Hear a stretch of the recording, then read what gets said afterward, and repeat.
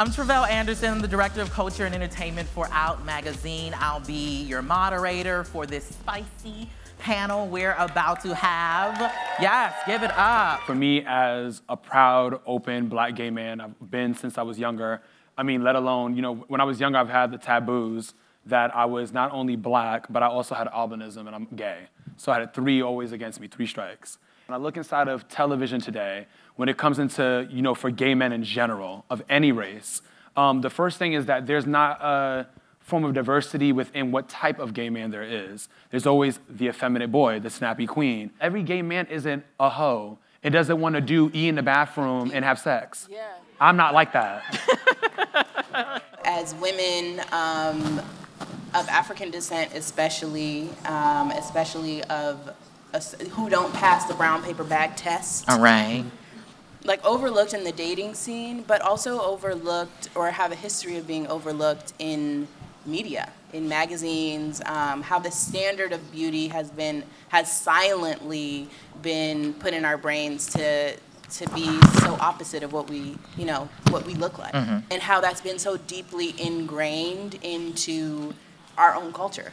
What I would like to see more in media and in shows and cinema is support from parents, because I think that's where it starts. Because I get a lot of messages that that children are suicidal, that they've run away from home, and if we can just showcase that and friendships and hardships, where parents will be able to take note on a large platform like Freeform. Dating as a trans woman is really difficult. We deal with a lot of rejection, and I'm usually someone's secret.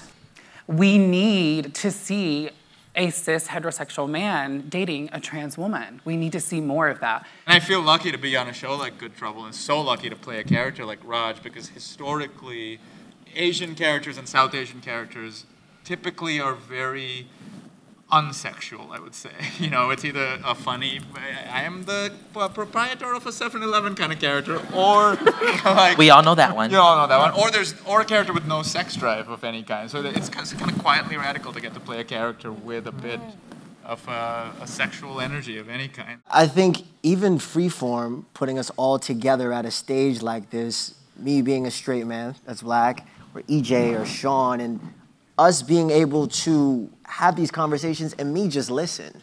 A lot of the time, people just lean on their own understandings of what they think about a situation or what they think about a person, but they don't know the person. My backlash is not just being a black girl, but it's being a black skinny girl. Now, stereotypically speaking, black women are voluptuous, they're thick, they're built, you know, and I am not.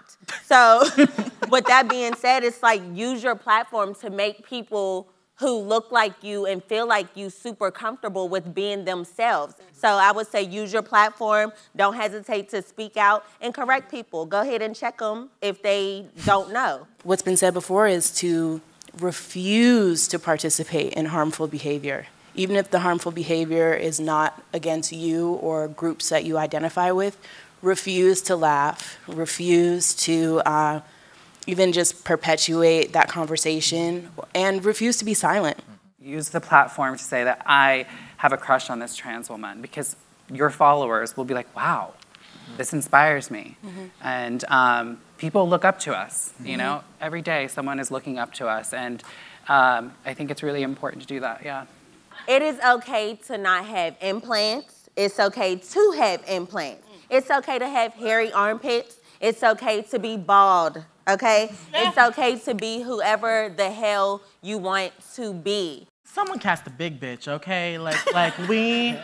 These kids that are suffering with obesity just don't know how to handle it. And I've always been big, but you know, I work it and I put myself out there, and you know, growing up big too, you know what it's like, and I've never got to see that dynamic. But I think that we just need to further the conversation as much as possible. And you know, if you have a grievance in dating life, whether it be my struggle or anyone else's struggle that it has up here, like, you know, like, don't be afraid to talk about it. You don't need to call anybody out, but you know, don't be afraid to talk about it and let other people know, because you never know who's going through the same thing and can relate and help fix the problem and elevate it to a level that, you know, might get national attention, you know what I mean? I love it. All right, can I get a round of applause for the entire panel?